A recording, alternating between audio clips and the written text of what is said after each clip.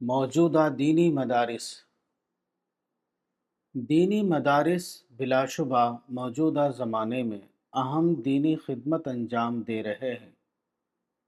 ان کے افادی پہلو پر اتنا زیادہ لکھا جا چکا ہے کہ میری طرف سے اس سلسلے میں صرف تصدیق کافی ہے، اس پر مزید اضافے کی کوئی ضرورت نہیں۔ تاہم دینی مدارس کی بعض علامات، مثلاً ان میں باہمی اختلاف بلکہ تصادم، یہ ظاہر کرتا ہے کہ ان میں مسلمہ خوبیوں کے باوجود کوئی کمی ہے۔ اگر کمی نہ ہو تو یہ ناممکن ہے کہ یہ مدارس مسلمانوں کی باہمی جنگ کا میدان بن جائیں۔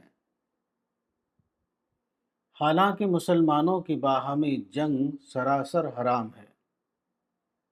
میرے نزدیک وہ کمی یہ ہے کہ یہ مدارس اپنے افراد کو صرف داخلی نشانہ دیتے ہیں، وہ ان کو کوئی خارجی نشانہ نہیں دیتے، اور یہ ایک معلوم حقیقت ہے کہ داخلی نشانہ بالآخر باہمی ٹکراؤ پیدا کرتا ہے، جبکہ خارجی نشانہ یہ کرتا ہے کہ قوتوں کو خارج کی طرف موڑ کر لوگوں کو آپس کے تصادم سے بچا لیتا ہے، وہ قوتوں کو خارجی محاذ پر لگا دیتا ہے۔ موجودہ دینی مدارس کی تاریخ کا مطالعہ بتاتا ہے کہ وہ تحفظ کی نفسیات کے زیر اثر وجود میں آئے،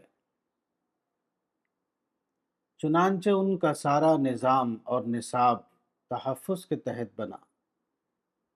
بألفاظ دیگر، ان مدارس نے اول روز سے مسلمانوں کو صرف داخلی نشانہ دیا، وہ ان کو کوئی خارجی نشانہ نہ دے سکے، اور جس قوم کے افراد کے پاس صرف داخلی نشانہ ہو، وہ ایک حد پر پہنچ کر ہمیشہ آپس میں ٹکرانا شروع کر دیتے ہیں۔ قرآن میں دینی تعلیم کا جو تصور دیا گیا ہے وہ یہ ہے کہ اس کے ذریعے ایسے افراد تیار ہوں جو اقوام عالم پر انذار کا کام کریں۔ التوبہ سورہ نمبر 9 آیت 122۔ اس کا مطلب یہ ہے کہ دینی اداروں کا اہم ترین مقصد یہ ہے کہ وہ قوم کے افراد کو عمل کا خارجی نشانہ دے سکے۔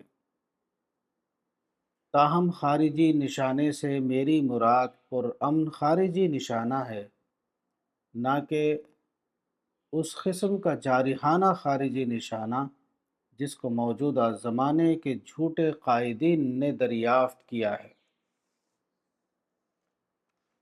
خارجی نشانے سے میری مراد وہی چیز ہے جس کو قرآن میں انذار کہا گیا ہے، یعنی پرامن انداز میں اسلام کے پیغام سے اہل عالم کو باخبر کرنا۔